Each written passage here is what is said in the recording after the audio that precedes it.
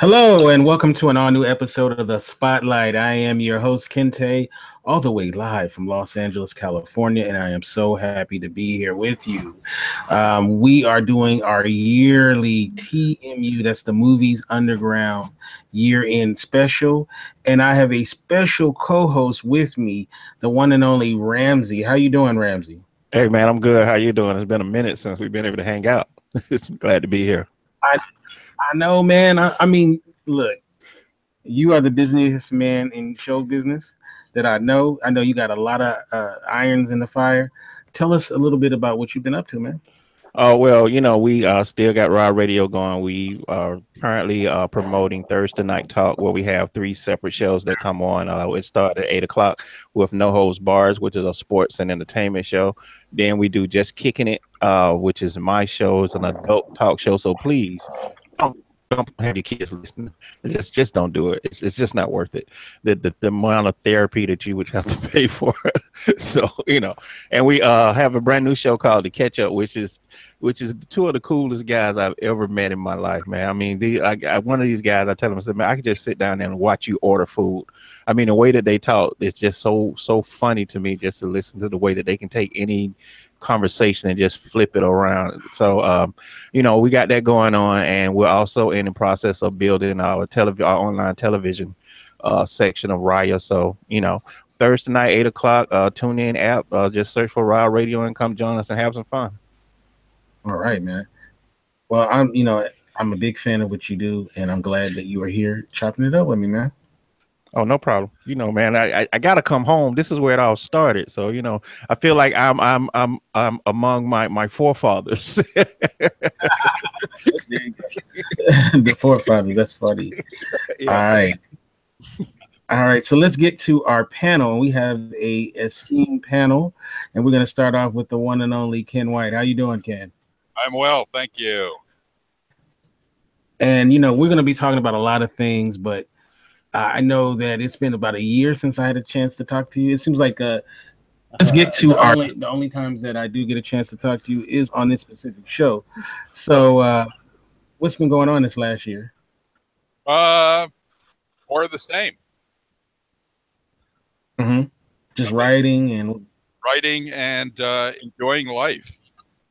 Just loving it. Yeah, oh, bless you. He's the Pro Wrestling Hall of Fame. Mm-hmm. You said you went to the Pro Wrestling Hall of Fame? No, I'm saying Roger looks like he just came out of the Pro Wrestling Hall. Yeah, I wasn't expecting to be on video. Yeah. On the back. Yeah, I'm glad I put a dressing gown on, put it that way, because normally I don't bother. No, it's a Sunday. I don't dress on Sundays. Yeah. Also joining us is the one and only Roger. How you doing, Roger? Yeah, I'm all right. Yeah. All right, we're gonna be talking. We'll say that. Yes, we'll say I'm all right. We've been up to as well, and also joining us, we have the Monk. How you doing, Monk? I'm endeavoring to persevere. Okay. You could have done what I did, Monk, and lied. I did. Oh, right. Okay. It's not as good as that. Yeah, he's not trying to persevere at all. Yeah. I mean, look at this. Is this where you plan to be in 20 years? Yeah. I know. Oh dear. Last but not least, we have the one and only RPO. How you doing, RPO? The new, improved, invigorated RPO. Yeah. I'm doing good. Really good. Yeah, he's fantastically good. Oh, that's great. All right, so this show is the year-end review. We're going to be talking about a lot about 2017, but of course we got to start off, on a personal note. And I guess it's been about 4 years now, 5 years that Ken and the Monk have became neighbors, right? It's been about 4 or 5 years, something like that. We just had, 5 years. About, what was it, a week and a half ago. It was 5 years. 5 years. Wow. How 5 many years. has it seemed like, Ken?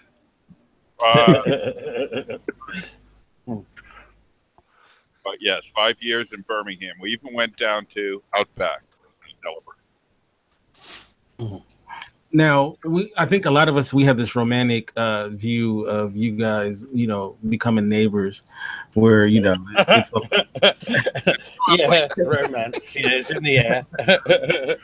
where it's Monk is taking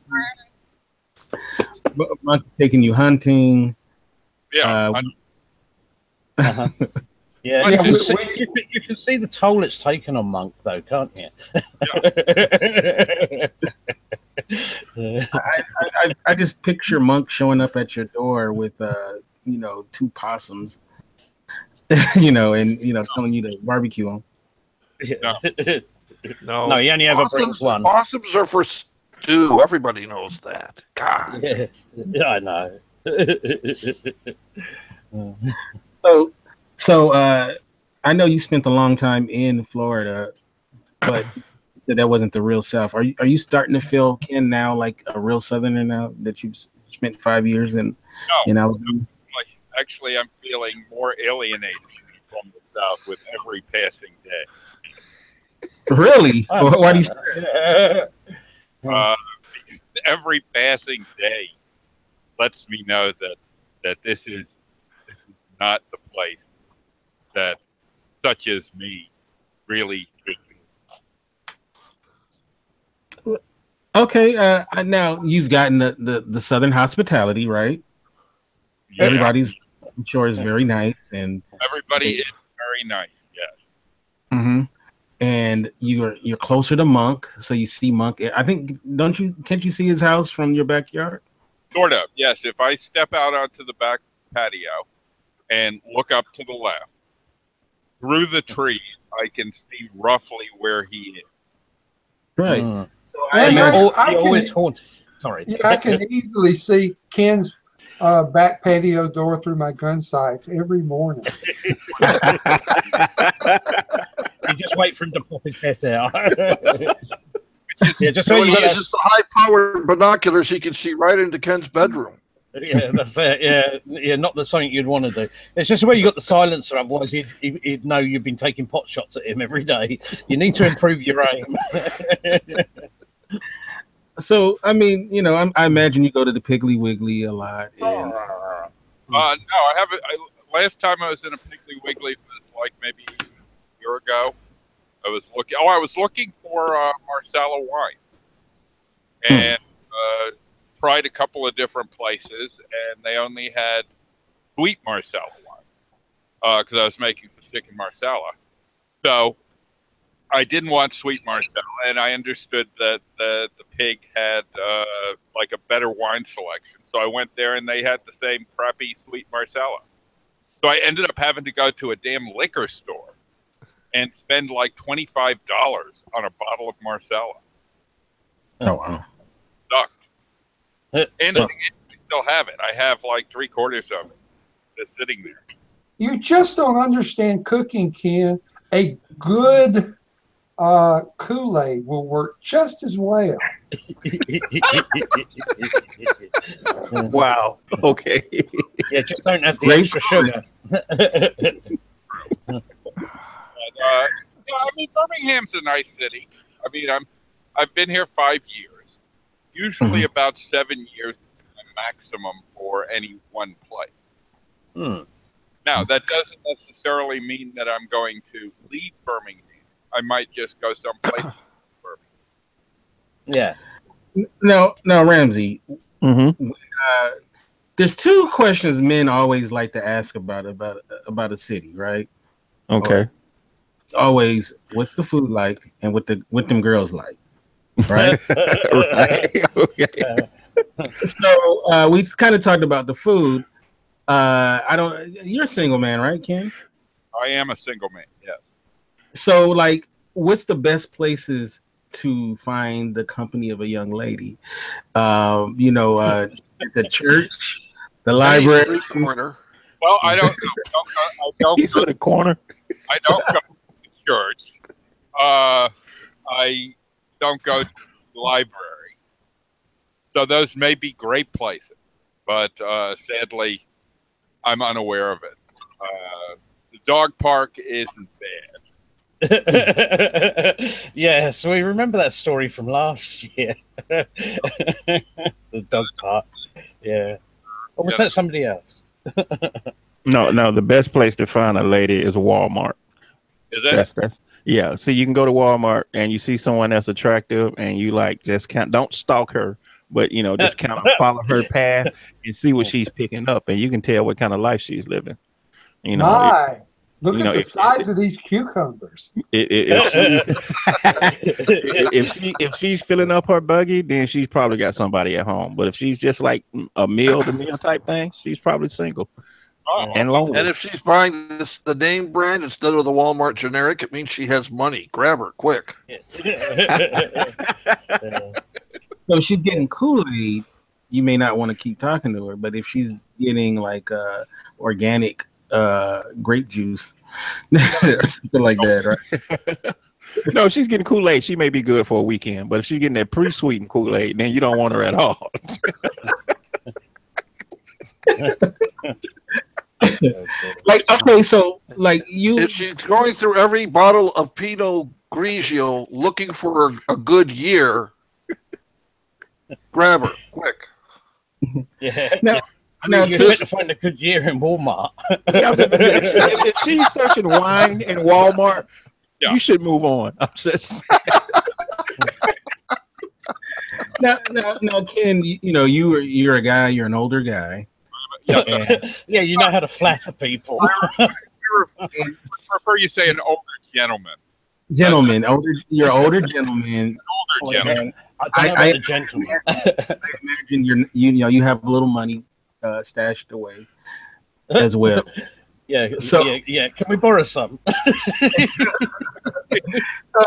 So when you do talk to a woman that you're interested in, I'm interested. What is the Ken White move? Like what is Ken White? And also I want Monk to follow that up with have you ever seen Mr. White in action? Well, he can do with his high-powered scope. So how do you start it off? And what's the difference between the Alabama girls and Florida girls for you?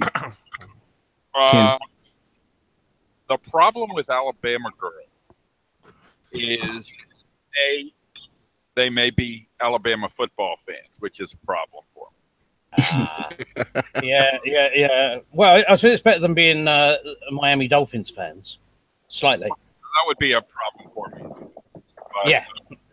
But yeah, a lot of the women here are Bama fans. And many of them are also like Republican. Mm-hmm. So that's like 2 strikes, and I'm not going for the third. I'm just going. Few outside pitches and let them go. Do you know what? I understood that. I actually understand baseball. How strange is that? Means it doesn't exist over here. It's like cricket. There's nothing like cricket. Well, it's a little bit. You've got a wooden stick and a ball. Oh, cricket. Oh, it's nothing like baseball. It's just like baseball. Okay, well, put it this way. In baseball, can you get a score of over 400 runs in an innings? Yeah. No. Sure. Yes. You just have to. It'd take you about a week to get it. Having said that, a cricket match can take about 5 days, so yeah. Hey, there's no time limit in baseball. I know there isn't. It takes as long as it takes. That's it. And I think the highest score ever, if I remember rightly, until a few years ago, was about 18 runs in an inning. No, not in an innings, in a match. So, yeah. But technically, you could. Technically, yes. Technically, I mean, it depends on who they're sending out there to pitch. Yeah, but cricket, you don't have to run around the bases. Well, that's. I mean, if I went out to pitch to them, yes, they could score that. I mean, well, yesterday I went to first Alabama game I've been to in a while. My son took me and his little brother, and so Ken didn't go with you then. No, Ken didn't go. But interestingly enough, we were playing Ken's alumni. My alma mater. Yes. His alma mater, Mercer College University. Oh, it is. Oh, are you sure? Yes, it is. Jesus, I mean, the game went pretty much like this. They brought out the Mercer's quarterback, and then the smallest cheerleader Alabama had, she kicked him in the nuts, and game over. Oh, brilliant! That's the way to play. I mean, it's their team colors. You'll have to explain this to me. Black and safety cone orange. I mean, well, you're going to be visible, I mean, they don't want to get injured by a stray piece of machinery or something, do they? And having that on, it's not going to happen. But I do like to see it when cheerleaders get more emotionally involved with the game. Well, hell, they got more field time than Alabama's first string did yesterday. Oh, wow, that's bad. I think the total score was 56-0. Wow. Yeah, I hate games like that. I don't understand why they play games like that. Before I could get my cap put on. Yeah. I think the most amazing game I ever watched, because we used to have, I suppose there still is matches here, but the very low-level kind of local one. And the team I used to follow was the Brighton B-52s back in the 80s. And they were playing this other team, and the final score was 92-0.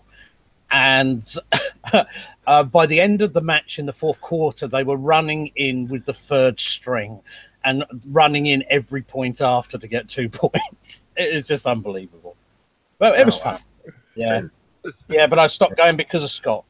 Yeah, I mean, who would know that like a 3-month-old baby would be upset by the noise of a football match? I mean, it's just ridiculous, isn't it?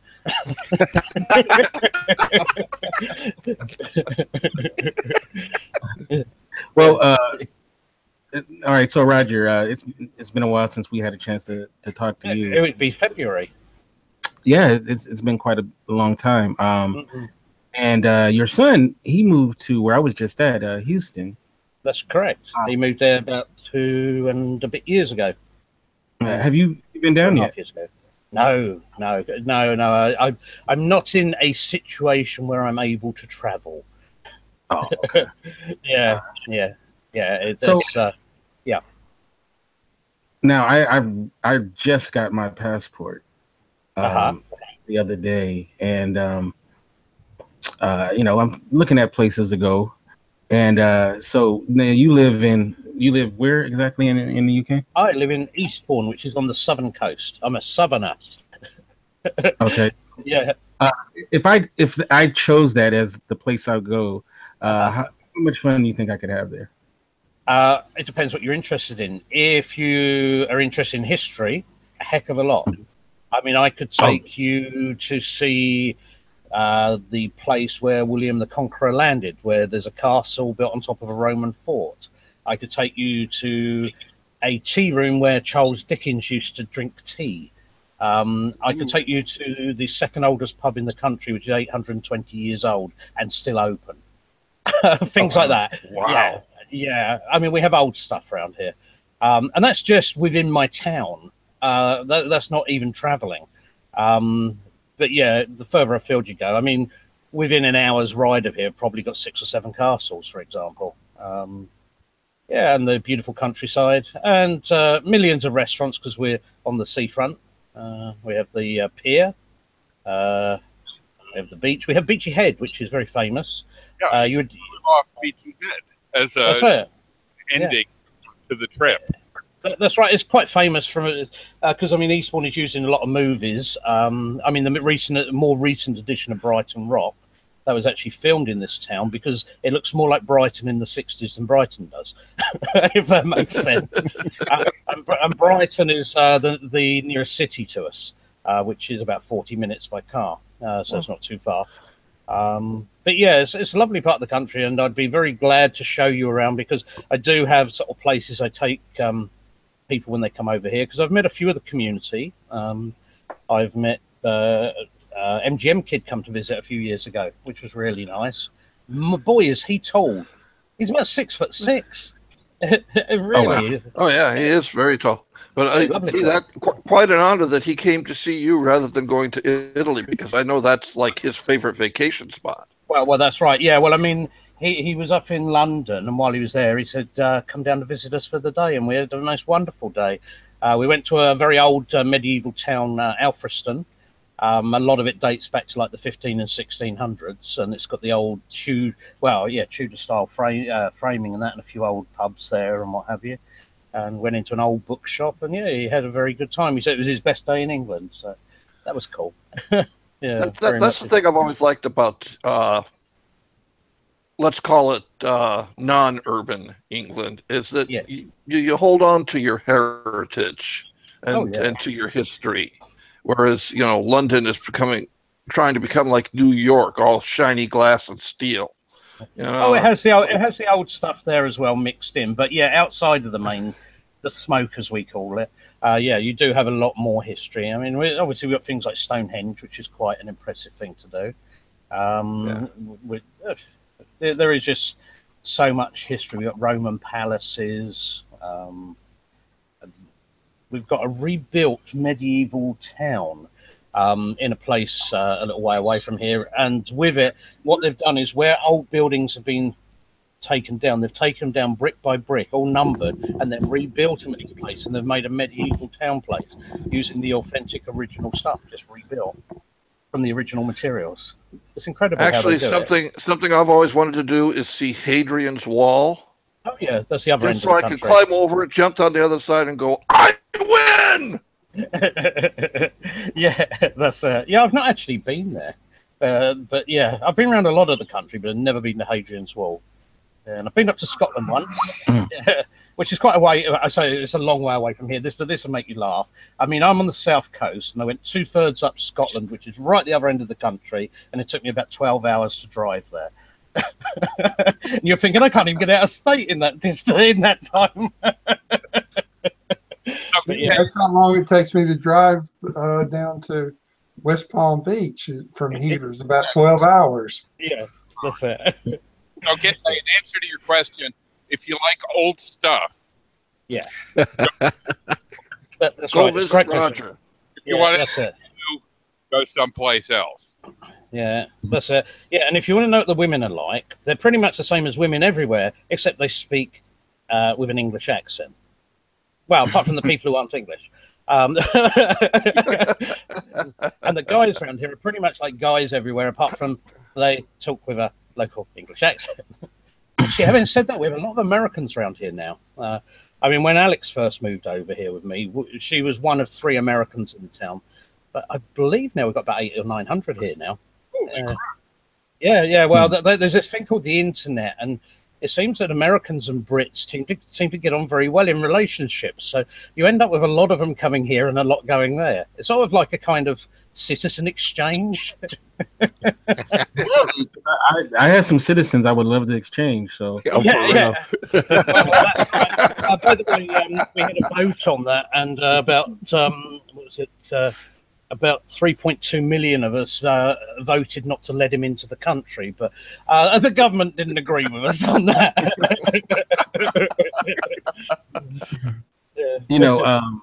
Okay, so now that I have my passport and the rest of the world is now open, it made me think about. I think we did this possibly years ago on the Spotlight before, but if you had to go on the run.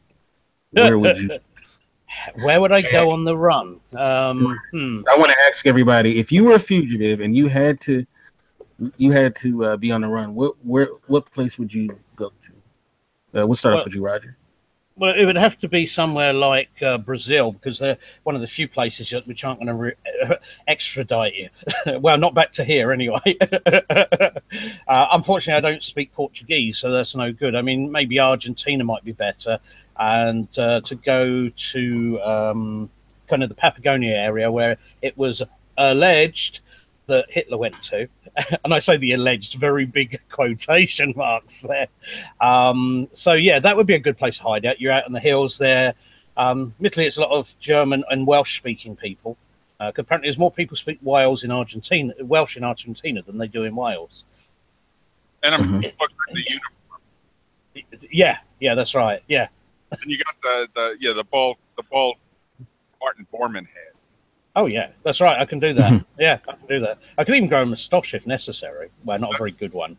Yeah, I'm not old enough for that yet. What about you, RPO? Where would you go if you had to go on a run? Simple answer. I'd go to Antarctica because nobody is going to think to look for me in a place that's that cold.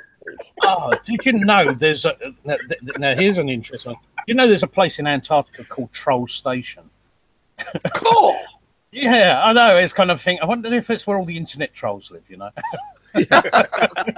Well, I am sometimes an internet troll, so hey, all right. Oh, well, you'd be at home, right at home there then. Yes, indeed. What about you, Ramsey? If you had to go on the run, where would you go? I would want to go somewhere warm, but the logical place would probably be Switzerland. Switzerland, okay. Yeah. Do you think you have no problem blending in and being a part of this? Oh, and now we talking about blending in, then I got to go to South Africa. Probably Notice I said South Africa, not Africa, okay? Because there's some places you can go to Switzerland and wrap yourself in a lot of coats and just tell people you're hot chocolate. That's all. Well, I mean, right now, if you were going to go from the USA, I would say go to Germany because Germany are quite pissed with the US government and they're not going to deal with them on extradition, which is what you'd need to worry about. So Germany might be very close. Yeah. That's why I chose Switzerland because I know Switzerland kind of like don't really care about other people's laws, so you'd be cool there. That's true. Yeah, that's good. Yeah, good choice. And you got the Alps. Yeah. Yeah. What about like skiing. What about you, Monk? If you were on the run, where would you go? What country would you flee to? Country? No, I'd just go to East Boga. I can blend in there easier than anywhere in the world. Plus, you go to East Boga and they said, can you tell us how to get to the town square? And they'll say, well, you drive down the road about 5 miles and then you turn left and go north about 20 miles. Well, won't that take me to the next town? I said, yeah, we don't like your kind around here. Do you know the monk? Who? Yeah. Yeah, that's right. Not to mention the fact that everybody in Tobago looks exactly like Monk. Yeah. I know where Ken would go, though. He's already there. He'd go to Birmingham, Alabama. He's already. If you had to flee the country, where would you go, Ken? Oh, Belize. Belize, really? Okay. Why Belize?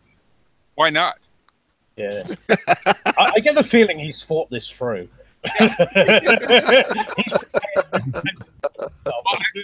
is a big place on the darknet where they say if the government is after you for drugs or something through a darknet market, the place to go is Belize. I've changed my place. I'm going to Belize with Ken.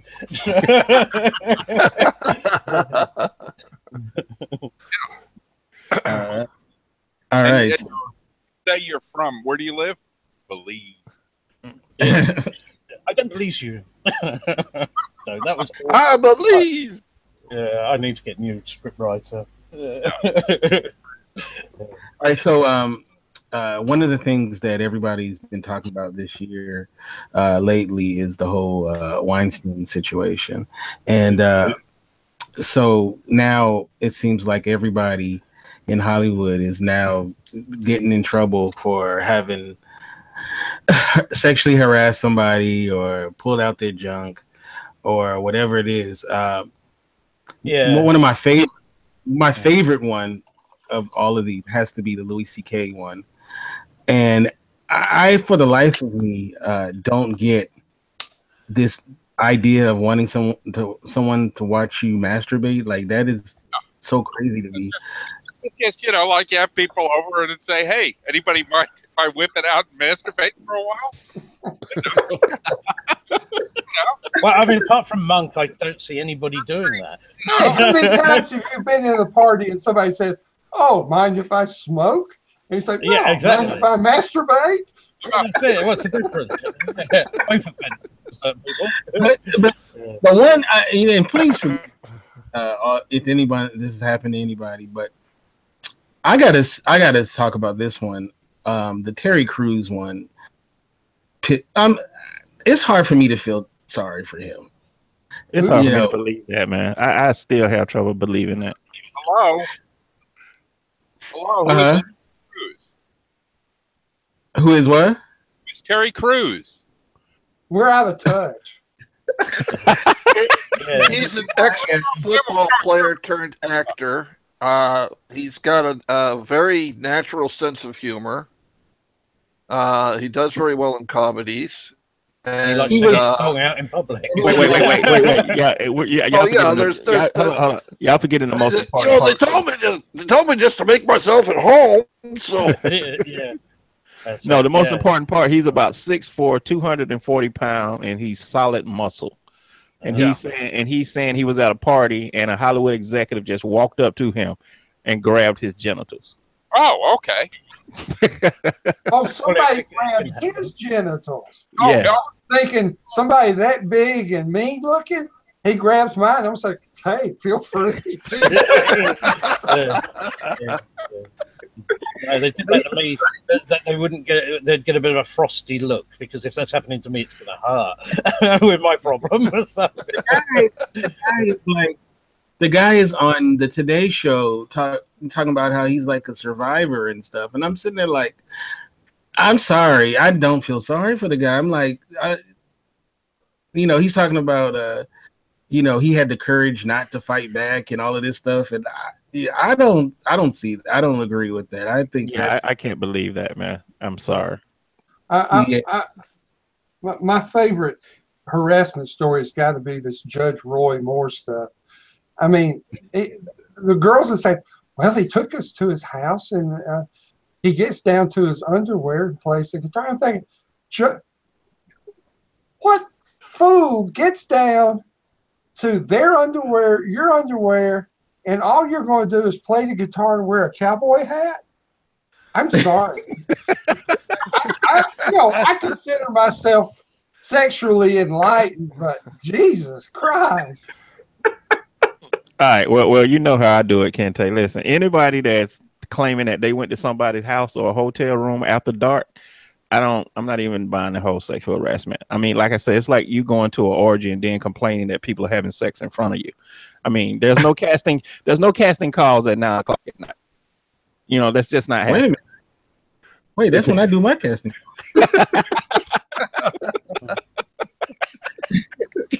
Listen, as executives, as producers, we are very busy executives. Sometimes the only time that we can see people is at 9 o'clock at night. In your hotel room. In your bathroom. Well, that way, in my hotel room, the drinks are free. If I go down to the bar, I got to pay $13 for a martini. Exactly. Why do you need to be drinking if you're working? And pardon me if I'm in my bathrobe, but I do like to be comfortable when I'm in my own space. Okay, now. Hey! If it works. Now shut up. Let me loosen the robe, and you do whatever it is you're going to do, and let's get this over with. When you're at a bar, you can't say, "Oh, by the way, do you mind if I masturbate while we do?" Exactly. That's what I'm tripping over. Like, if they had a problem with him masturbating, why did you stay? Yeah. I mean, the way I see it, if somebody was at a party and they say, "Do you mind if I masturbate?" As long as everybody's in agreement, then I don't see a problem with it. Seriously, because as long as it's consensual, it doesn't matter. You said why did they stay? It's impolite to walk out during a masturbation session. Come on now, that's wrong. I mean, the guy started. The least you can do is stay there and let the dude finish. Okay, but let me ask you, what do you think they was doing while he was masturbating? Do you think they was sitting there going over a script? No, they're probably just sitting there going, just. I wonder if it's one of these things which is so out of the realm of personal experience that doesn't connect. For example, about 18 years ago, I was in Corpus Christi, Texas. I was in a situation with about 30 people, and this car pulls up. We were outside a building, but this car pulled up, windows rolled down, AK-47 come out the back, and 2 pistols pointed out. And being as like it's alien to me to see guns, being from Britain, because even the police don't carry them here. Like for the 2 counties where I live in, there's about 6 million people. We have 7 police officers carry firearms at any one time. That's how low firearms are. Anyway, the point is I saw these guns and I just trying to go, oh, look, there's some guys with some guns. I had no fear because it was so outside my realms of understanding.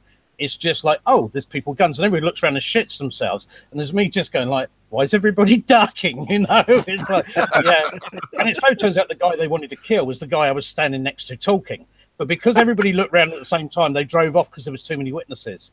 But it was going to be a drive-by. So, yeah. But I have seen guns fired out there. I mean, there was one time I was in a motel. A guy went running past the window. I'm standing next to it. And he's like, 5-6 feet from me. And then a guy comes behind him. He's got his hand in the air like this. So I think he's waving his fist at him. And I'm like, and then he's like, bam, bam, right by where I am. I turned to Alex and say, oh, look, there's somebody shooting a gun. I wasn't scared because it's just not real to me.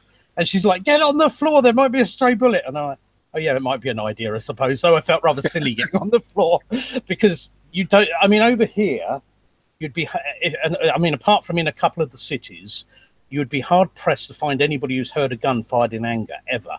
In fact, you can talk to a lot of people over here and they've never even seen a real gun. It's a very bizarre thing indeed. It's just so unknown. I mean, like criminals do not carry guns here very often because if you've got somebody who's going to attack you or to burgle you, they're not going to be armed with a gun or anything. They may not even have a knife because they don't need to because they just run away. And you're not going to shoot them, so it doesn't matter. Yeah, I mean, with the police, if there's anybody armed, they'll send out one of these 7 officers or a group of them, and they'll go on call and be there within a few minutes because they're rapid response. But most of the time, they don't need it. It's just one of those things. No, I understand what you're saying, but again, first of all, you have to understand that sex in Hollywood is like scripts. I mean, it's so part of what Hollywood is. Like I tell people all the time, Marilyn Monroe is one of the most famous actors in the world, and it was not for her performances. Okay, that's just the reality. It was for her performances, though. Yeah, I was going to say that had very much to do with how she performed. I'm sorry. How did Tom Cruise get to where he is? Well, Tom Cruise, we don't judge women and men the same. That's the point. Xenu flew down on the ship and gave him a career. Yeah, Scientology. I just wanted to say that what we can take away from Roger's little discussion there is that Roger understands the concept of guns, but not the concept of bullets. Would that be a fair? Well, unusually for a British person, I've actually fired guns quite a bit, and I've not been in the military. So that's quite unusual. So yeah, I understand guns very well. But it's something most people over here don't. I even use actually. Rifle. Roger is starting a second career as a gun whisperer. Yeah, gun whisperer. Yeah, that's right. Yeah, that's right. Yeah. Take it out slowly. Yeah, I could give you some tips, Monk, if you're still having trouble hitting Ken in the mornings. Yeah, hold your breath on the outward breath, and it stops you jiggling up and down. Then you see. And gently squeeze the trigger. Don't tug it. Don't pull it. No, if you're tugging it, you're going to get in trouble like these people in Hollywood. There's one more dirtbag I got to bring up. That's Steven Seagal. Steven Seagal is, first of all, he's a bald-faced liar. The guy, now he's claiming that he used to work out with Bruce Lee. Yeah. And the times don't even match and all of this stuff. But apparently this guy is just a raving lunatic. I mean, the guy, he's sexually harassed, beat up women, Yeah, he's a real douchebag. And then they also said that he would hit stuntmen on purpose. Why? You know, Why would he do that? Injure men on purpose and all of this stuff. He's a real piece of shit. And now he hangs out with his best friend Putin in Russia. Oh, right, okay, yeah. You know, that's a career move. I know, right? You know, so he was. You know, I was glad that some stuff came out about Steven Seagal. But probably his worst crime is, and I agree with it, that he does run like a girl. Like I know from most girls these days, they can all outrun me. So yeah, I'd say that's probably a compliment. That's funny. Yeah. So, but okay. So that was also that went down in 2017. Yesterday I had an opportunity to see the movie Justice League, and I don't know. Did anybody see that movie? I'm sorry. Yeah. I saw Rogue One this year. Warner Brothers $300 million gamble, and it went over budget, so it's actually more than $300 million. Yeah, it's funny. It doesn't seem like it should be hard to make a good movie about Superman and Batman. I don't understand I don't understand how they could mess up. What is it, like 4 straight movies with Batman and Superman? Like Man of Steel was blah. Batman versus Superman sucked, and now this one was mildly better than Batman versus Superman. Like, why is it so hard to make a good Superman movie? And what is going on there? Is it just purely Zack Snyder doesn't know what he's doing? Is it? I mean, what's the deal? I mean, like, why? I think personally, this is just my opinion, Christopher Reeve ruined Superman for any other actor. Because Christopher Reeve really did the role. I mean, his disguise was not a pair of glasses. His disguise for Clark Kent was an entirely different personality. And you don't get that from other Supermans. And that's why he is going to live, I think, for the rest of time as the one true Superman of the movies. Because he was absolutely brilliant at it. That sort of lends into what I'm thinking, that the problem with the Superman movies they're making now is they're mostly dwelling on the fact that Superman is like a demigod.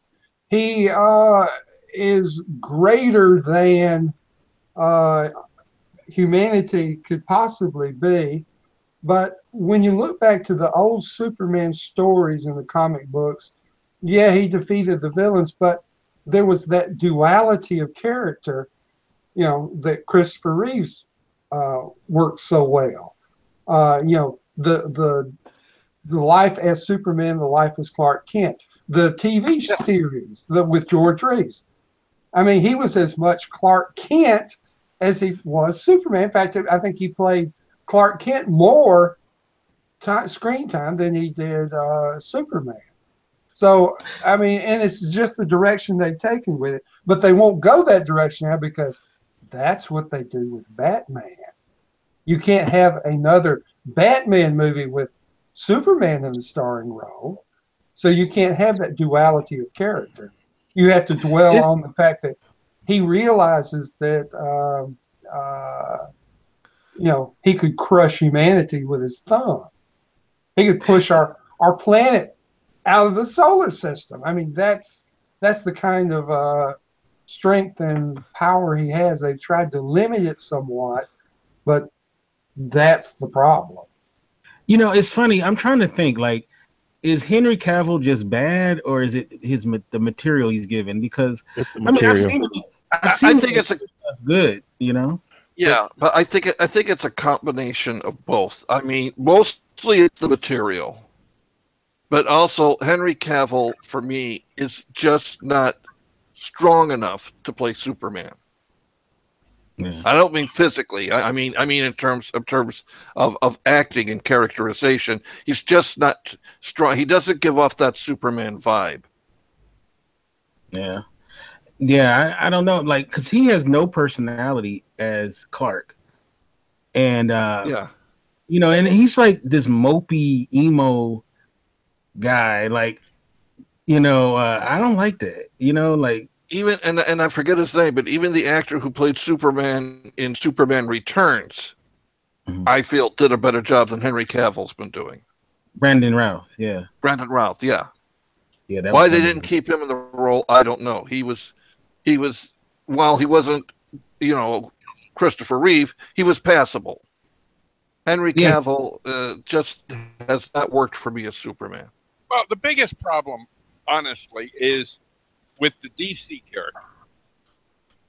You've had a bunch of Superman, right? Starting with George Reeves in the TV series, then Christopher Reeves in the movies, and you know, then other people, and so it diffuses the whole, uh, you know, like accepting the character. Same thing with Batman to a great extent. You know, you start off with Michael Keaton, and then you got Val Kilmer, and then you got George Clooney, then you got Christian Bale, and now you got Ben Affleck, and Affleck wants out, and the guy who's doing the next Batman movie wants to put who like Jake Gyllenhaal in. yeah, You know, but I mean, the problem is when you go to see one of these movies, you're thinking about other people who have played the part. Now, Wonder Woman was different because the only real Wonder Woman we've had was Linda Carter in the TV series, who, right. other than gigantic breasts, not like really an exciting character and a great actress. You know, she just had like a real solid body. And so you didn't really, so when the Wonder Woman came out, it was like, okay, this is something different. The Marvel side of things, there have been a lot of Spider-Man, but of the others, there haven't been, you know, there haven't been a lot of Iron Man. There haven't been a lot. There's been a lot of Hulks. There hasn't been a lot of, you know, the other people. So they're not fighting against people's memory of other actors who have done it that maybe you think have done it better. So this is the big problem, I think, with the DC universe is that, you know, if you're going to have Superman, you're going to have Batman. People are always going to compare them to their favorite Superman or their favorite Batman, and it just doesn't work. I think it comes down to content, man. There's just not a lot of good content in these comic movies that they're putting out right now, and you know, you being an intelligent person and also a writer, it's going to be hard for you to digest crap, Well, and that's what you're looking at. I talked to somebody the other day. The movies, all of these movies, are like forgettable. Yeah, There, and like the second Thor movie or the second Avengers movie or whatever was on, and it was like I'd seen the movie, but it just like goes straight through. It's like, you know, just doesn't really stick. Nothing in them. You think to yourself, what was the plot of the first Avengers movie? Well, I don't know. I don't remember. I mean, it was just, you know, the Avengers doing something. What was the plot of the second Avengers? The It All was Spark, whatever it was. Yeah. doing some stuff. You know, they don't stick. There's nothing there that I mean, you think of the movies you love, and you think back, and you remember like the plot. You remember lines from it and everything else. I'm sorry, the superhero movies they really don't stick for me. They don't. They don't. That's actually well said, because like, and the villains are all similar in all of these movies. Like the villain in this movie was called Steppenwolf, and it reminded me of Apocalypse, and it reminded me of Ultron, and all these these villains that exactly. Movies, and they're really not that different. But yeah, I mean, that's the biggest problem for me. There's nothing there that a year later I could tell you what the movie was about, or 6 months later, or sometimes 3 months later. What was the movie about? I don't know. It was about the Avengers. They were just like doing stuff. Yeah, I often feel with a lot of these movies these days, and have done for some time, it's about the eye candy. Right. I mean, take Avatar, the movie, when that came out. I know it's a little while ago now, but when that came out, everyone raved about how brilliant it was. But I lost the will to live halfway through it and turned it off. It was an utter piece of shit. The first 5 minutes, I thought, oh, this is actually quite good. There's a bit of story, bit of plot development, interesting. And then it was just following around these blue people. And it's like, oh... and it just was uninteresting. The problem with Avatar was that if you didn't see it in 3D, it doesn't work as a movie. That simply tells me that what I said at the start, it's all about the eye candy. Right. It was all about the eye candy. Yeah, but it was absolutely awful. And why James Cameron thinks he can make 5 more of these movies is beyond me. No, he's not, is he? Oh my! Yeah, they have number 2 and 3. They have 2 in production now. They're doing 2 or 3 now. Like, is he? I mean, is it alimony or something? Like, why is he doing? I think he's trying to tell. I think after losing the Oscar to his ex-wife, he's just trying to show her, I can too direct an Oscar-winning movie still. Uh-huh. You know what? Yeah. It got to be one thing to lose an Oscar, but to lose it to your ex-wife, that's got to really sting. Yeah, that got to be a problem. Yeah. I think Cameron's like the Matrix movie, right? You had the first Matrix movie, and it was entertaining, and it had some interesting ideas. I mean, it wasn't the most mind-blowing thing you ever thought of, but it was entertaining. It was enjoyable. Everything else, but they decided. I guess both of the brothers are now sisters. But it was like they decided, okay, now we're going to do another one, and we're going to do a third one. And it's like, why? Okay, but can I defend that? Because The Matrix was more successful than I think anybody anticipated. And it was a thing of trying to strike while the iron is hot. And that's what they screwed up at. With 2 and 3, it was more, let's get this out than let's put together because 3 is one of the trashiest movies I've ever seen in my life. Well, just so you guys will know that they made a promise that if Reloaded and Revelations were going to be good, if it wasn't going to be good, that they would cut their penises off. So they made good. Well, at least they made it. They made good on it.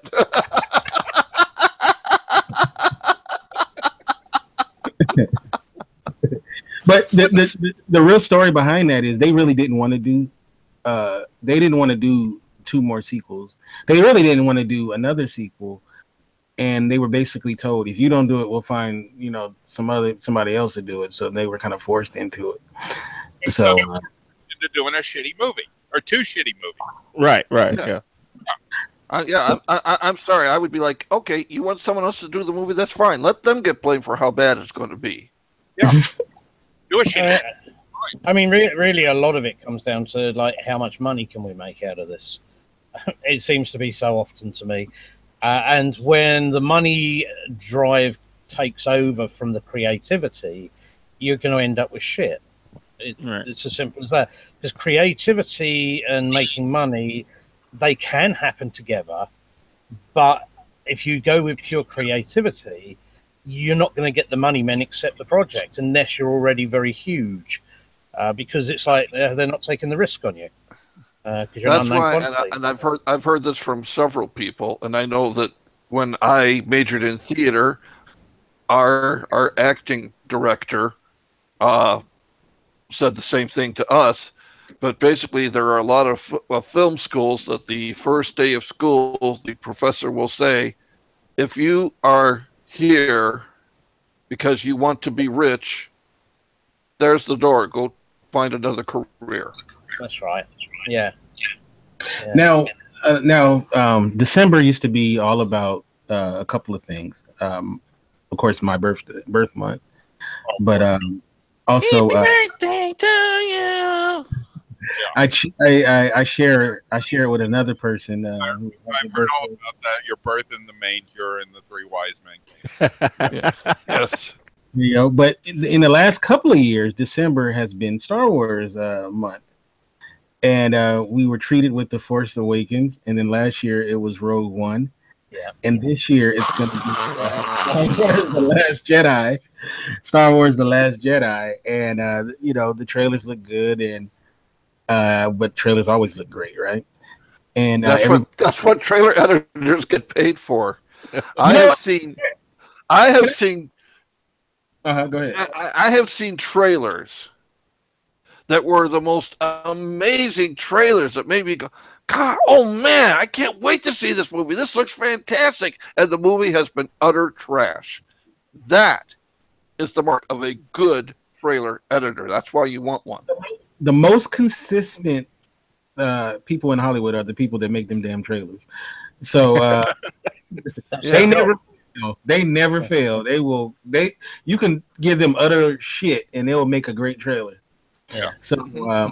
But everybody's been saying that Rian Johnson did an amazing job, and everyone's gonna love this new Star Wars movie. Now, I'm gonna tell you something. I'm excited to see it. It should be. We'll see if it's good or not.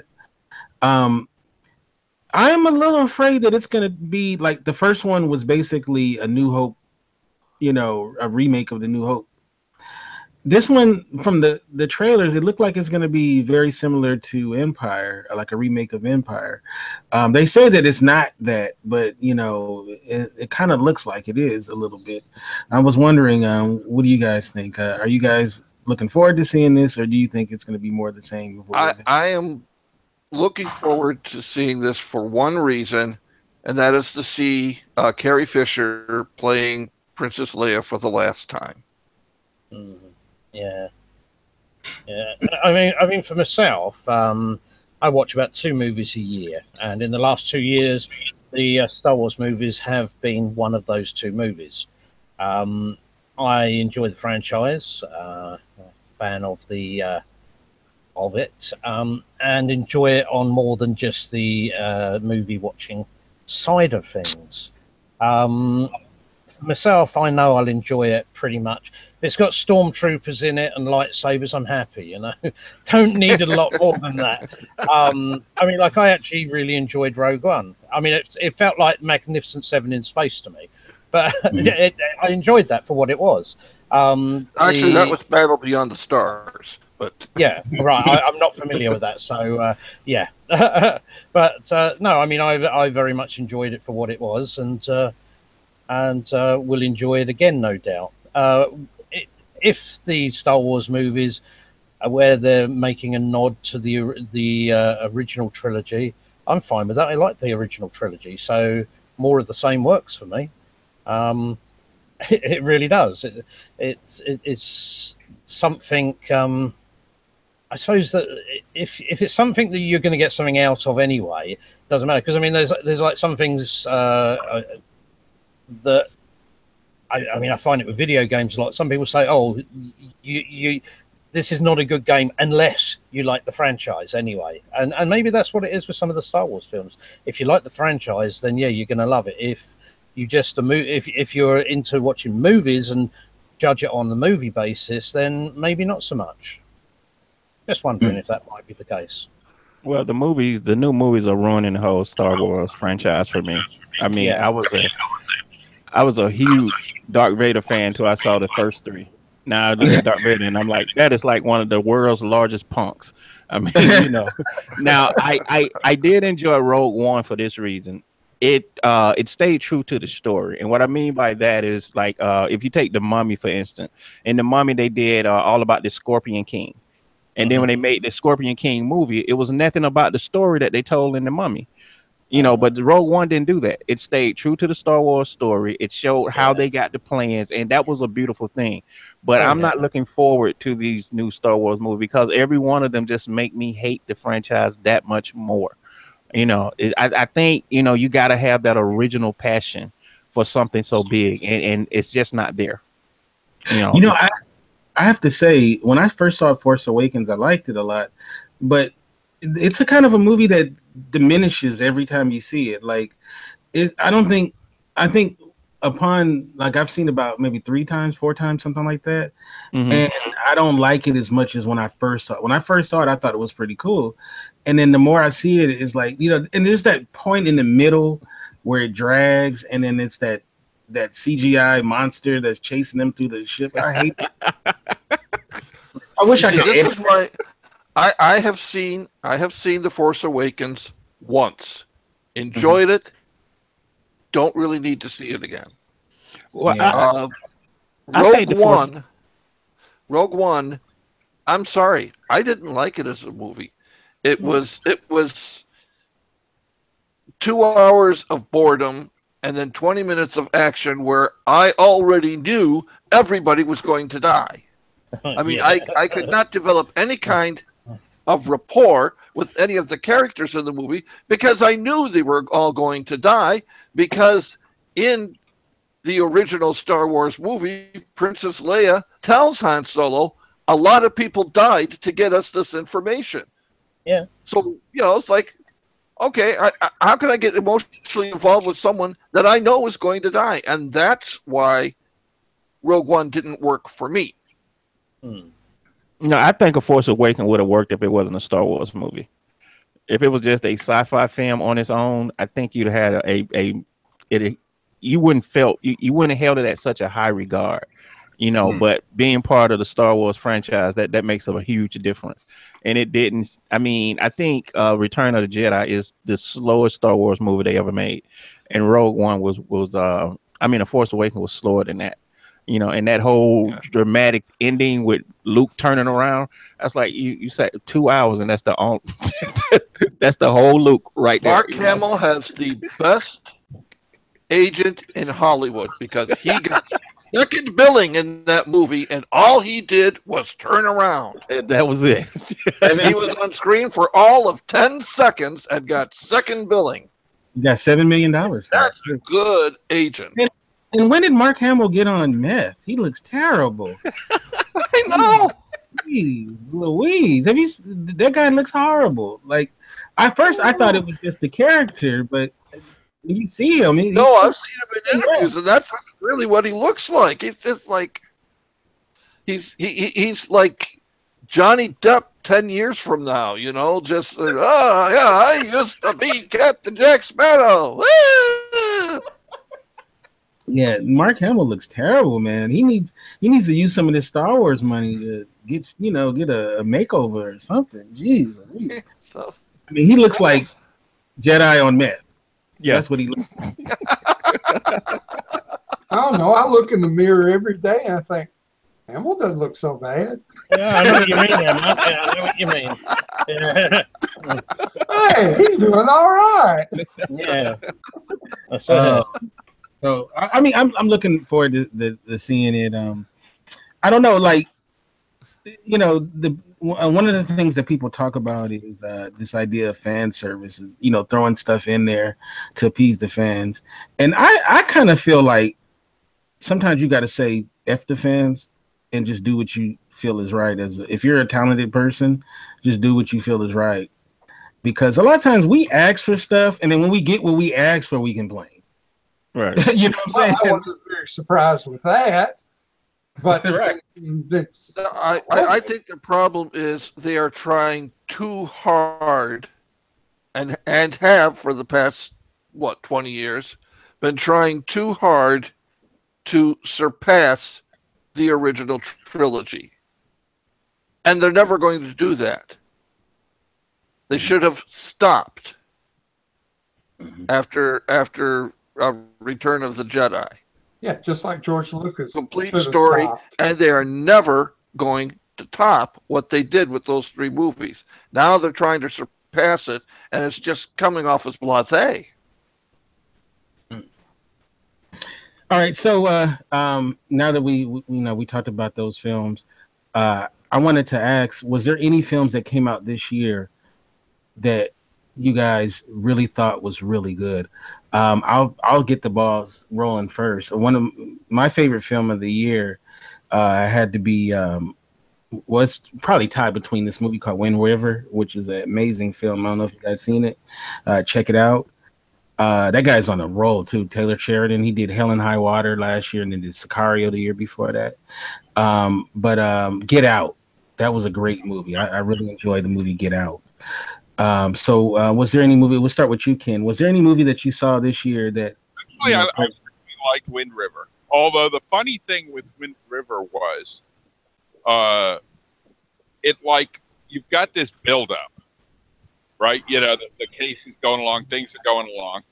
And then you get to the ending and all the shooting and all this other stuff. And then the movie's over. And although I understand, you know, the structure, it was like, I felt like there should be more. I was expecting more. I wasn't expecting it to end as quickly as it did, although it wasn't quickly at all. I guess that was the mark of the movie, that it just moved along, and then it was over, and you were like left like, wow. Get Out, I liked Get Out an awful lot. I thought that was wonderful. Let me think if there's anything else that really struck me this year. I don't think so. I think I probably would have gone for those 2 movies. Those are the 2 that, and I do end up seeing, you know, most of the stuff that comes out. Those are 2 that really stick with me. What about you, Roger? Was there any films that you saw that you thought? I saw Rogue One. I saw another film, but I can't remember what it was. Now, if you were talking about video games, yes. But the one big thing for me this year, very recently, has been virtual reality. That's the thing which has done it for me this year. I mean, last week I was standing on the surface of Mars. That is something you just cannot top that with anything. To be able to go and do that, where the Mars rover had been around, it took pictures when it landed and what have you, and they stitched it together and made it into a virtual place you can walk around. And you can walk on the surface of Mars. For me, that beats any movie I've seen. There's nothing compares to that. To be able to go to somewhere which is, you just feel like you're there. It's like going on the holodeck, for real. You know, apart from you can't touch things. Well, you can. You feel like you touch things. They are talking that virtual reality is going to be the next big thing for movies too. Well, yeah. I mean, I've seen some virtual reality movies. There's one it begins with an M, MY something. It's got Jeff Goldblum in it, and you're in the role of one of the characters, which is a robot, and you're like, go to this family, and it's sort of like how the family is interacting around you, and you actually are you're actually in the film as one of the characters. And so, yeah, it's already started. In fact, I'll try and see if I can find out what that film's called. But it's, I will be watching it, but I've been watching a lot of shorts, because a lot of the franchises out at the moment, especially the Disney stuff, as in superhero movies and Disney films, they all have a lot of, a lot of the VR stuff going on, which is like complements it. Like you get the phone apps, they've now got the VR for it. Sorry, I'm just trying to find the name of that film. I'm nearly through my list. Mayubi is called. Miyubi. And it's kind of like set like retro future, 1980s. The idea of it is it's sort of like what it would have been like if you were in that kind of situation. Hang on, I'm just going to Mayubi. I believe it came out last year though. So yeah, it's classed the first full length VR film, although it's 40 minutes long. But for VR, that is a long movie. But when you compare it to other movies, obviously not. Mm-hmm. But yeah, I mean, basically a part of it where you're in it is the unboxing of yourself as the robot in the front room on somebody's birthday. And yeah, and I'd say Jeff Goldblum's in it. Be honest, you know what's gonna drive it is VR porn. Well, I mean, duh. I was waiting for somebody to mention that. Won't they have to build a special attachment for that? They already have. They exist. No, seriously, they exist. All of these things are already out there, and the VR porn has been driving a lot of it to where it is today. So yeah, and ever since October, when there's been a price drop on the Rift, I mean, you can now get it with touch controllers, which are an amazing thing because, well, I'll explain that in a minute. But since then, the price dropped down to $3.99 with touch controllers included, which is now an affordable price for a lot of people.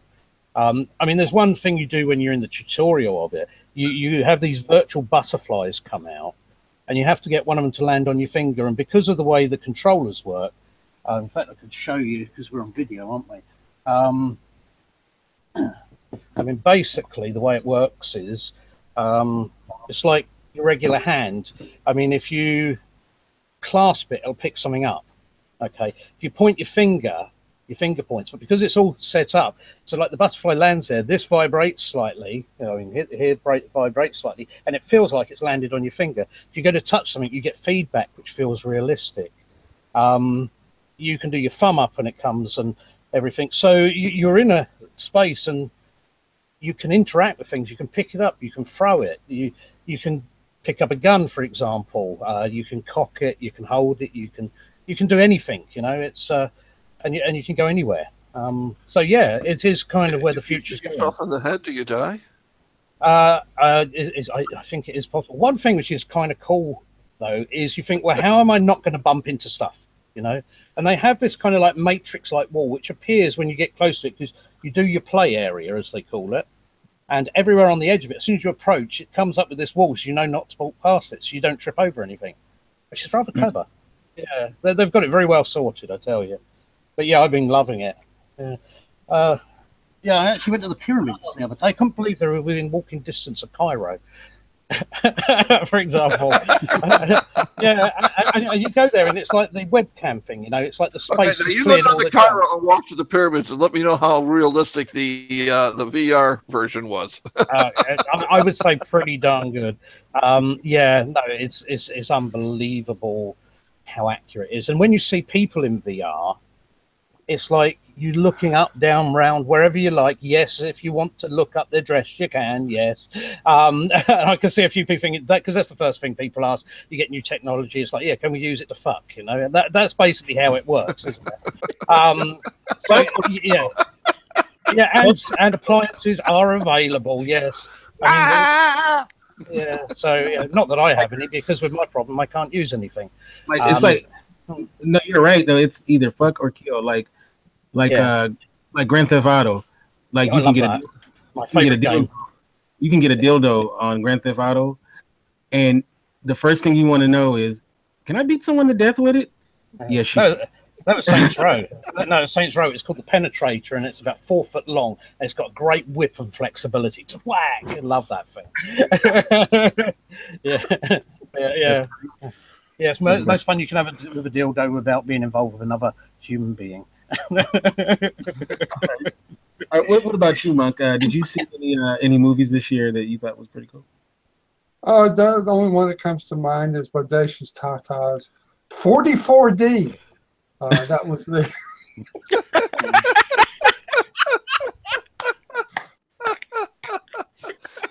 Was that as good as Piranha 3 Double D? No. Yes, it was. Okay. What about you, Arpo? Did you see anything that you thought was pretty cool? Well, I am probably one of the few people in America who thought that Valerian was a really great film. Was there a lot of? We could have discussions. Yes, it was a lot of eye candy, but it was so true to the I'm a big fan of the Valerian comics. I'm so happy it was true to the comics.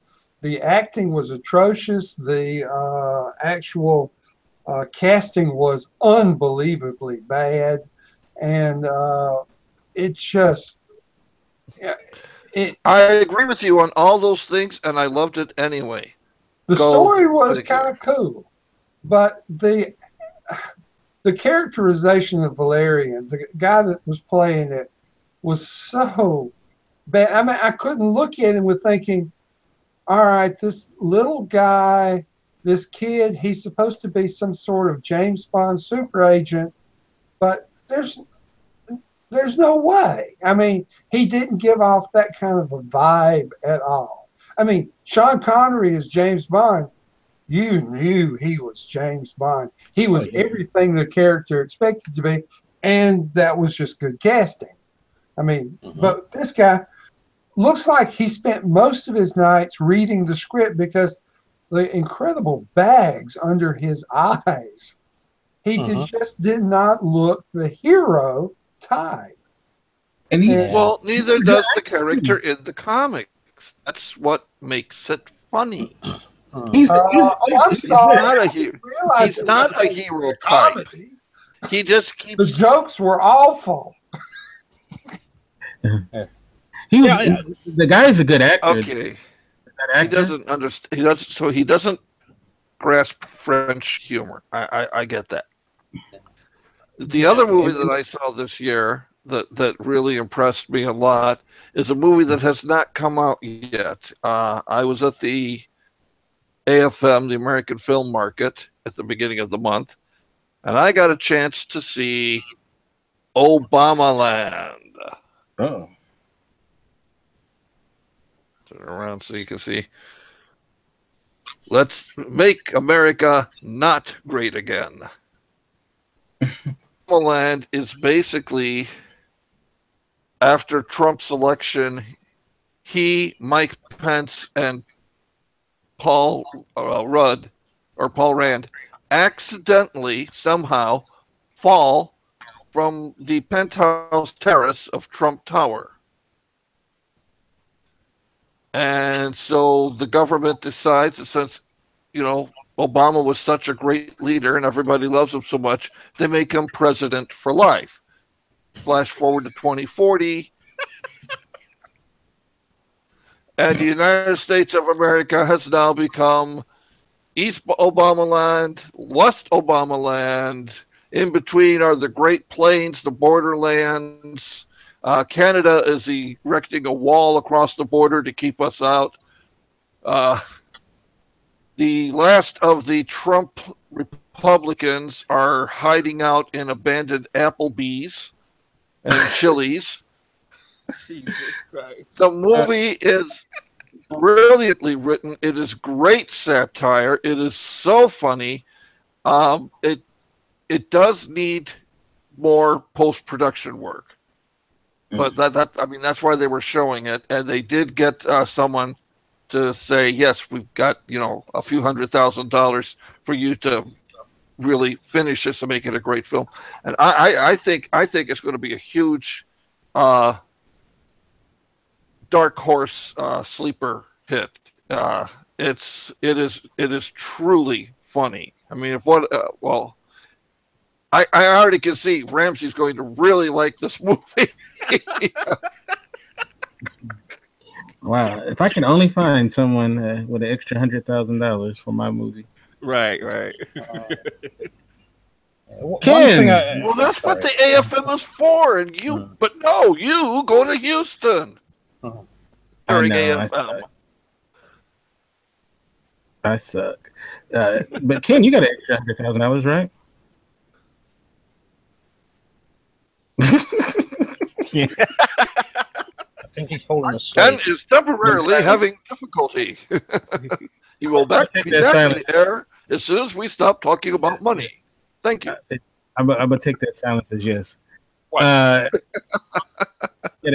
Ken has an extra $100,000, right? I do. Yeah. Oh, there we go. See, I got the hookup. All right. What about you, Rebsy? Was there any movies that you saw this year? Okay, well, if I'm being perfectly honest, there's absolutely nothing that stood out that I was like, wow, that was an amazing film. But I don't want to be the dick of the group. So I will say that one movie that really I thought they did right was the Spider-Man Homecoming movie. Really? And what I mean by that is the way that they played him as this fumbling kid that's learning. You know, like everything he tried to do, he didn't succeed in. And that part where he was in suburbia and was trying to get back to the city and flung his whip, and there was nothing there for it to attach to, and he had to run.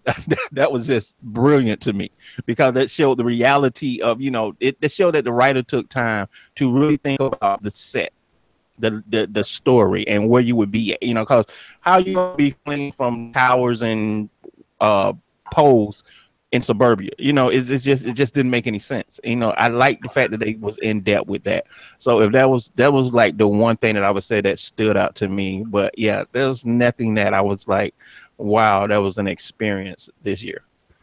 Not even Get Out, which, by the way, I forgot to mention. I've never seen. I also enjoyed Get Out. I didn't think Jordan Peele had it in him to do an effective horror film, but I must say I was wrong. I thought it was very effective. I never saw Get Out. It just something that was not on my list to see. Oh my God, you got to see it. It's amazing. No, I don't. See, no, it is, I don't. It is a really good. It is a really good film.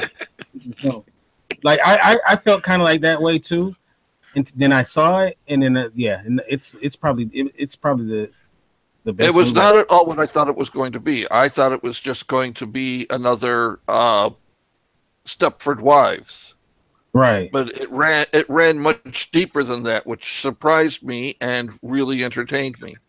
Yeah, it's very good. It's an amazing film. I was shocked, to be honest with you, because I didn't see Jordan Peele doing something like that either. And he, sometimes you're shocked in the world. Yeah. All right. So I have a couple of things I want to get through. And then before we say goodbye, now often we talk about on the spotlight advances in technology, and there's a lot of things that are coming out that I think can make our world better, right? Some things are being automated that I believe that could, in fact. And all right, so one of the first things I want to talk about, and I think we mentioned this on the show some months ago, is they have a device called the iPal. Are you guys familiar with the iPal? No. iPal? iPal, yes. What the iPal is it is a robot that can actually babysit your children. Yeah, I see it. Yeah. Robot companion for kids and the elderly. Yeah, great idea. Yes, so I'm serious. Yeah, wow. I've got strong opinions on robots. Think about it though. Think about it like this, Monk. If you want to go out and go to the bar or wherever it is you want to go, and you have the kids, you no longer have to feel guilty about leaving them in the house with a couple of Kool-Aid packets. You could actually have a robot that will watch your kids or your grandkids, and it has like an iPad on his chest, so it'll play music if they need to be entertained, or it'll show a cartoon. And this is good. Why? Yeah, it's like people never saw Terminator. I mean, that's great. It's a fucking machine to. Yeah, great idea. Okay, that's how revolutionary that. I'd love to have one. Hey, they invented this already back in the late 50s. I knew because I grew up with one. It's called television. Yeah. I mean, really, yeah. I mean, what's the difference? We were transfixed, gazing down on it. Okay, so if you guys don't like that, no, I mean, I think it's a great idea. I think robotics will be. What am I hearing here? I'm hearing something. Is less difficult to grasp than I expected. Somebody's watching the video, aren't they? No, I was just trying to get because no, what you're talking about is very similar to an audio book that I have. It's a collection of short stories narrated by Richard Poshart. Yeah, he's famous. and there's one of the short stories in it was called Assisted Living, and it was about a robot companion that is designed for your children. Yeah. And the girl that has the robot becomes a teenager and is at the mall, and this guy keeps trying to put moves on her, and she can't get him to go away, and the robot trying to make him go away accidentally rips his arm off.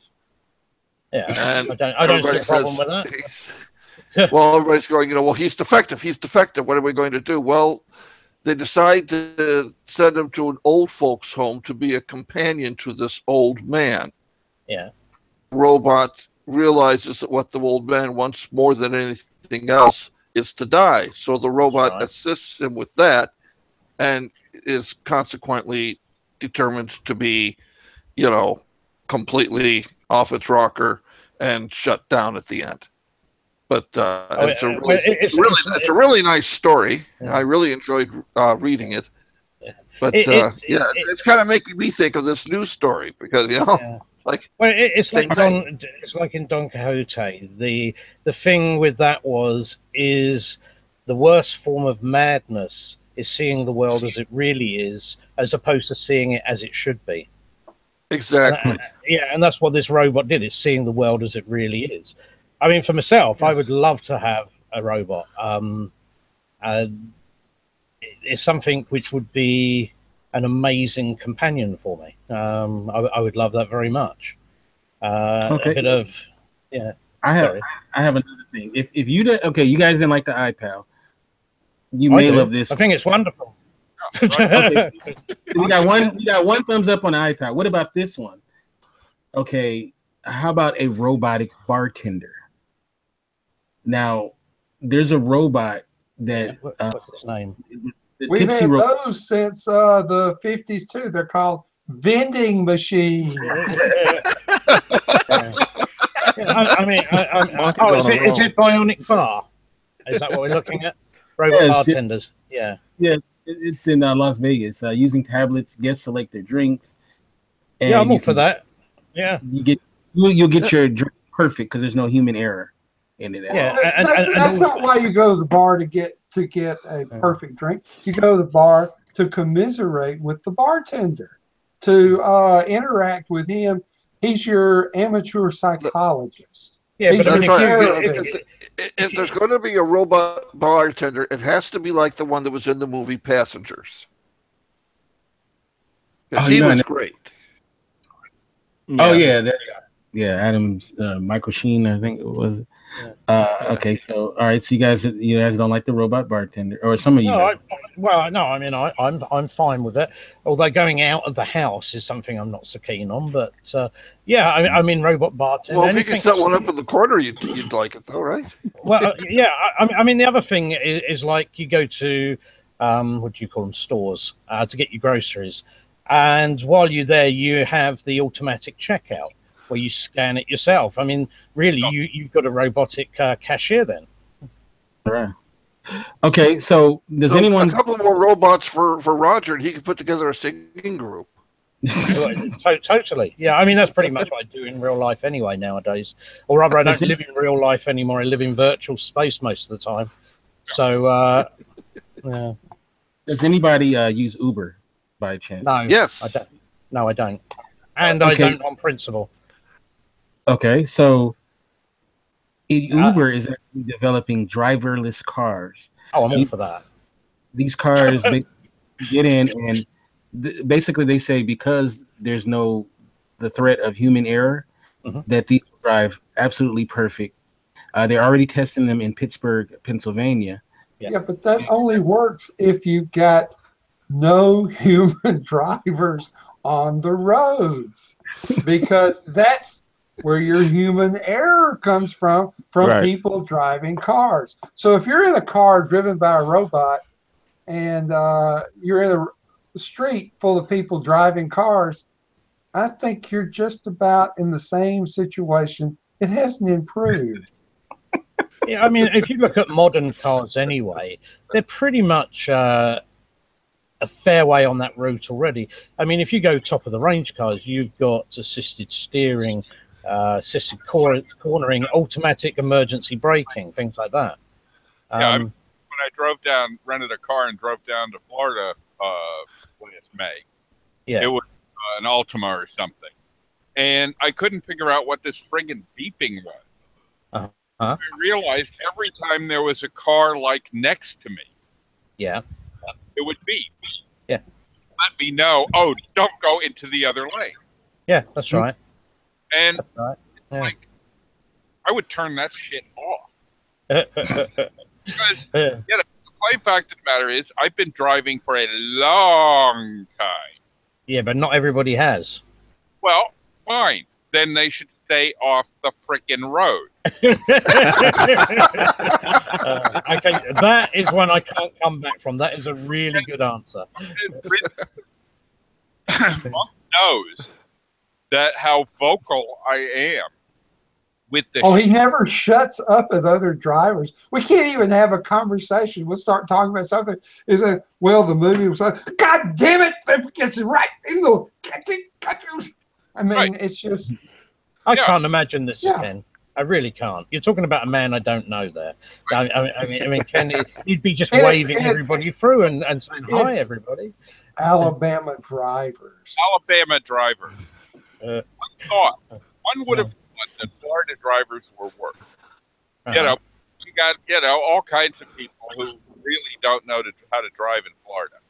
Yeah. I swear to God, I've driven all over the country. I have never seen drivers as poor as Alabama drivers. And I include Monk in that. Yeah. When I Monk, it's like, oh, let's go 10 miles below the speed limit. Let's just sort of, we're moving. We're not moving fast, but we're moving. They're not moving, they're moseying. Oh, we're moseying. Yeah, what's the ride? My paranoia takes me right out onto the road, too. I mean, it follows me into the car. Yeah. Yeah, but I mean, I admit it. I'm a fast and aggressive driver. Who would have thought? Yeah, I know. That Alabama traffic would be the thing to turn Ken to the dark side. Right. What do you mean turn? So here, and so the last thing before we go. Now, Ken, you have the pleasure of every day being able to see the monk, right? Well, I could if I chose to. Yes. Yeah. Right. How would you like the pleasure of every day being able to see Roger? That would be good. I would like seeing Roger. Probably. I'm not going to say bless you yet, Roger. I'm saying bless you anyway, even if it's to do something nasty. No. Okay. Roger would probably be fun to hang out with for like a few weeks, maybe months, and then he would start becoming so irritating.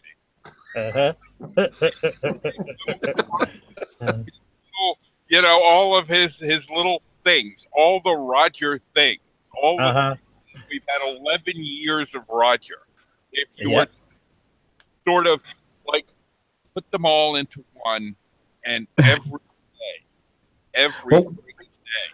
What if I told you that the distance between you and Roger could be only 30 minutes? 30 minutes? Yes. I could do 30 minutes. Okay, well, Elon Musk is coming up with a rocket. The thing that will take you there in 30 minutes. Oh, yeah, I know the thing, yeah. Hop over to Eastport. Yeah, that's it. I mean, there's only one problem with that issue, though. It's going to be bloody expensive. Can't afford it. That's not the problem I see. It's a 30-minute trip from here to there. And then you spend 4 fucking hours driving away from the airport to get to where you're going. No, 4 or 5 hours, you can get most of the way up the country. This is. Hey, have you been to Atlanta? Yeah. No, I haven't. Ireland. You know. You could literally date Ken. You could date someone in London and live in Alabama. Yes, because it's only 30 minutes away, right? You could exactly. It's just a pop over. But these days, you don't have to date them because there are, if you're of a sexual nature, there are devices nowadays where you can hook up to them. They're Bluetooth enabled and they replicate the movements of actions of the person the other end. And it can feel like you are really being very intimate with that person. But you're not. Yeah, but then you don't have the problem of having to sleep in the wet spot, you see. And then the other thing is with robots coming on as they are and AI as it is, you're never going to have an argument either. It's like the human race will die out because of virtual sex, I reckon. Because, I mean, really, would you want the hassle if you could have it easy? You know? If there was ever a role model for virtual sex, it's Roger. Yeah, that's it. Yeah, there you go. I mean, the thing is, they put him on the poster. Do you want to be intimate in the same room with this gentleman? That's right, and you'll say no. No. Yeah, you say definitely not, and that's how. Yeah, I mean, that's how it goes. I mean, the thing is, the only time you'd get people have genuine relationships is if they actually fell in love. Wouldn't that be lovely? You know, instead of thinking, no, I'll go with them because I get freebie sex. It's like, yeah, it's the wrong reason to have a relationship. Just get a robot, you know. But if you fall in love with somebody, then you get together with them and you have a lovely relationship. Simple as that. Oh, unless you want children, and then that's a whole new ball game I haven't thought through yet. Well, that is a long distance booty call. It is. So I want to thank everybody for coming on the show. This is awesome. And somebody got a little background music for us. Hi, give me 2 minutes. I'll be right with you. All right, so I'm gonna first start off with you, Ken. Is there anything that we can be on the lookout for? What's the state of TMU, and how can we contact you if we need you? Well, state of TMU is the same as it has been. It's there. Use it if you choose to. Don't use it if you don't choose to. Getting hold of me, you can get hold of me there. You can get hold of me anyway. But I don't really want to be gotten hold of, so therefore, it's easier to just not get hold of me and just imagine that you got it. I do that all the time. I always imagining I've got hold of Ken, and we have a wonderful time. Yeah, you probably have a much better time in your imagination. Hell yeah! Hi, hang on. I'm just finishing an interview here. Be right with you. Right. Yeah, if you don't mind if I go next. Yes. So if you so basically, okay, I'll call you back in a few minutes. Ken, you're basically saying if somebody wakes up with a dead hooker in the bed, don't call you. Exactly. But if they have a dead hooker in the trunk, he's all over it. Right. Exactly. Oh, how many times have I called Ken and said, "Ken, come help me. Bring your shovel." Yeah, and I bet his first thing is like, dig the hole yourself. He said, I ain't getting up at 3 a.m. to go and bury another body for you. Sex robot. He can dig the hole. Yeah, that's right. Yeah. I mean, I'm all for not leaving the house, things like that. Yeah, if you can do it online or virtually, I'm all over it. If you've got to do it in real life, not so interested. Real life sucks. RPO, how can we get you, and what can we be on the lookout for with you? Okay. Well, as I like to say at the end of the Movie Time show, you can reach me on Facebook if you want to be social. You can reach me on LinkedIn if you want to talk business, or you can just Skype me. But you have to let me know that you are a fan of this show.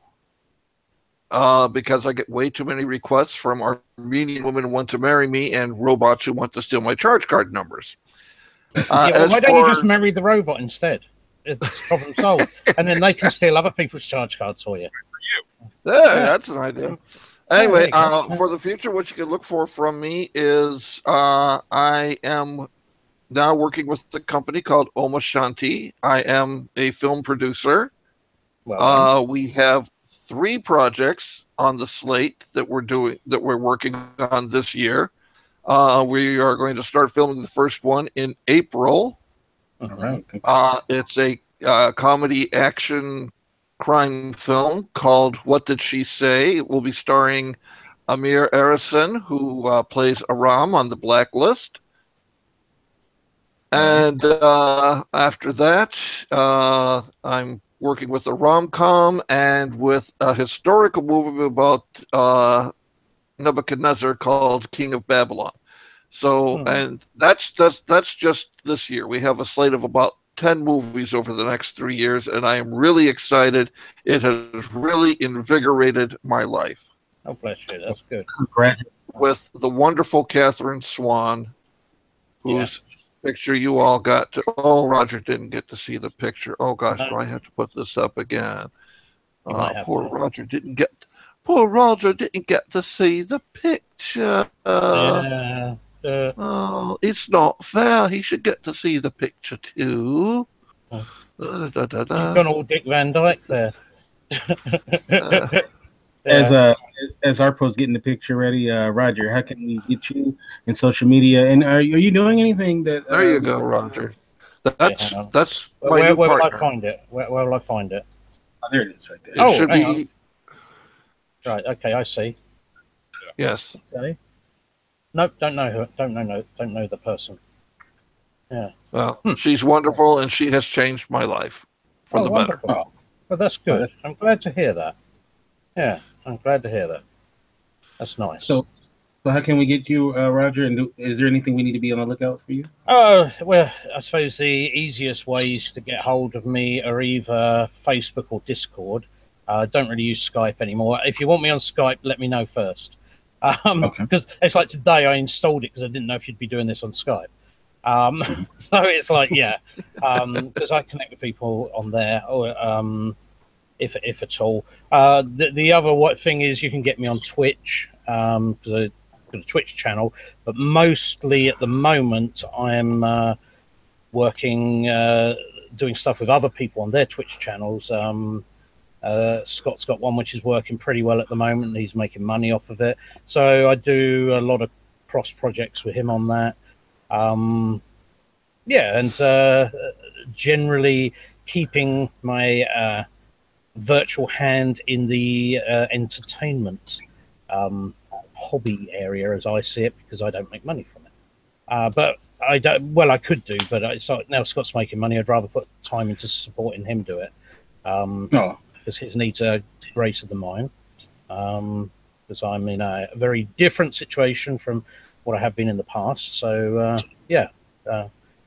things are very different. So my needs and wants have changed a lot. All I need now is a robot, and I'm happy. And not for sexual purposes, I might add, because I can't do that because of my problem. Yes, I still have the medical problem. I still need a big operation, but it's apparently quite dangerous. So it's like, I think I'll put that off until I really have to have it. So it's like right now I'm getting along just fine without it. Yeah, I mean, I'd rather, I mean, the last operation. Yeah, you've heard the horror stories before. It got worse. So not to be. Just think, when you do it, you can come out of the operating room and say, "Today I am a man." Yeah, I don't care anymore. They could take it off. Or a woman if they screw up the operation. It wouldn't bother me one way or the other anymore. It's like if they took it off.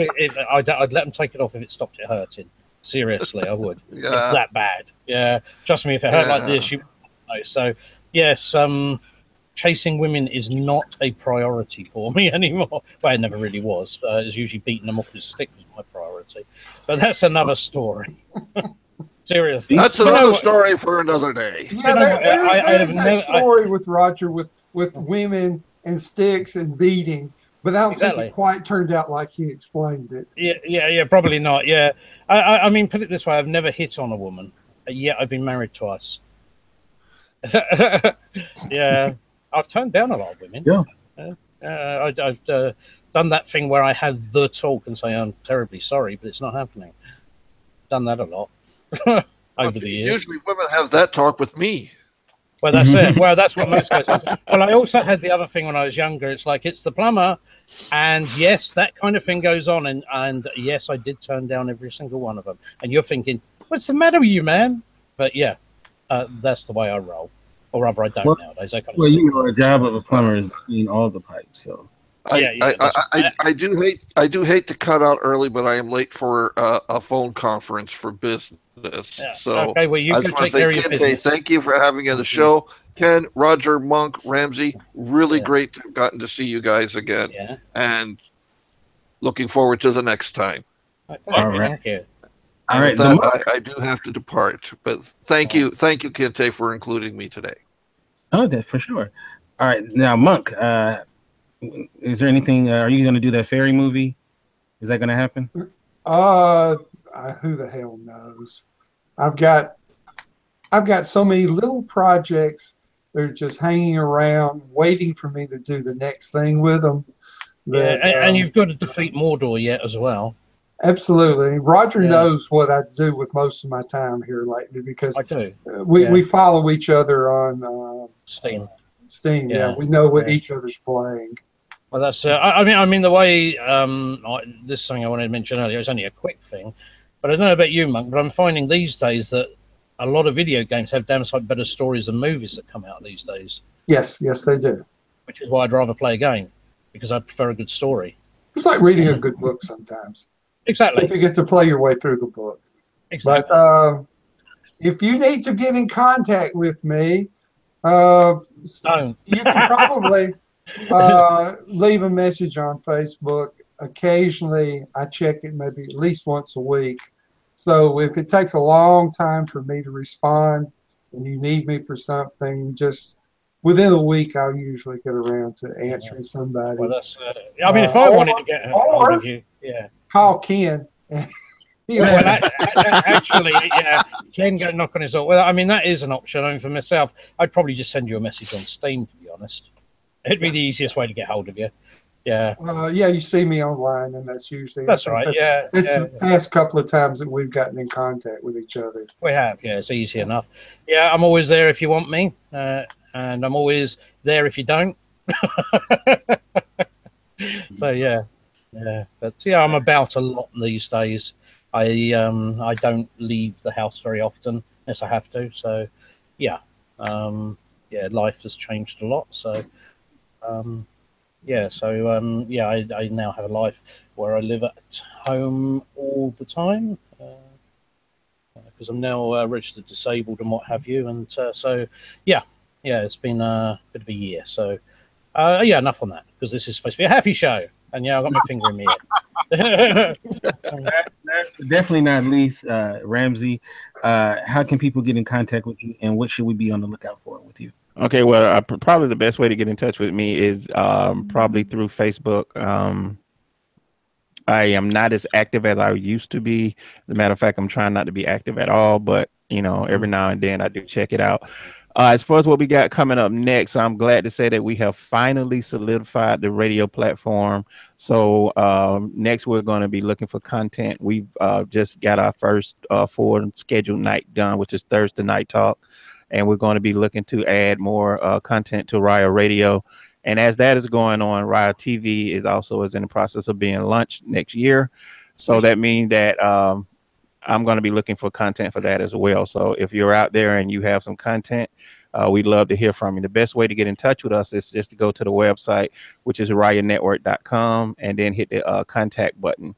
What we got going on is Thursday Night Talk. Again, it starts at 8 o'clock Eastern, and you can listen to it either through the website, which is rayanetwork.com, or on the TuneIn app. Just look for Raya Radio, and that's RAIA Radio. All right. And you can follow me on Twitter at KenteF. And of course, the website is indyradio.org. I just want to. Kente, how come you stop posting those wonderful quotes that you were posting 1,000 quotes a day from famous people? Well, I felt like everybody needs to know. I felt like everybody needs to know what the great like Tupac Shakur said, or whoever. I would really dead. Facebook, and there would be like 8 posts from you with inspirational quotes. And can I tell the truth? Can I tell the truth about that? No, you can't. I was getting.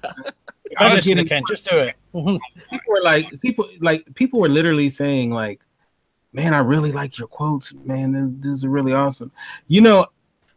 Honestly, I accidentally signed up for some Twitter thing that was putting them out, and I didn't even realize it until people started mentioning it to me that it was actually going out on there. So I wasn't posting nothing; it was automatically going out. So, but I just found it funny that people were, reacting so much to these quotes. That they were. People do react to quotes. They really do, because it can touch a person in ways that it touches the heart in ways that other things don't necessarily do so. My favorite person for quotes is Marcus Aurelius. He had some great ones. And I can't remember any off the top of my head, but yeah, very good. He was a Roman emperor, to be more precise. My favorite was Tupac Shakur. Yeah. Not the Roman emperor. No. Machiavelli, and then he goes and disappears, apparently dying. Yeah. Yeah, and he's released enough albums with the material recorded to be out there for at least the next 10, 15 years. Bullshit. I don't know. It's just one of those theories. But but no, but yeah, he did have a lot of interesting stuff. Yes. I'm not dissing him. Just dissing the fact that he may not have really died. But you not heard that theory? I would like that to be true, but I don't believe that because what did you say? Ramsey used to say. I know he did because Soldier Boy's out. Yeah, and he ain't said nothing. Oh, that's a good point, actually. Yeah, that is a good point. Yeah, you got me there. I will see you guys next year. Okay.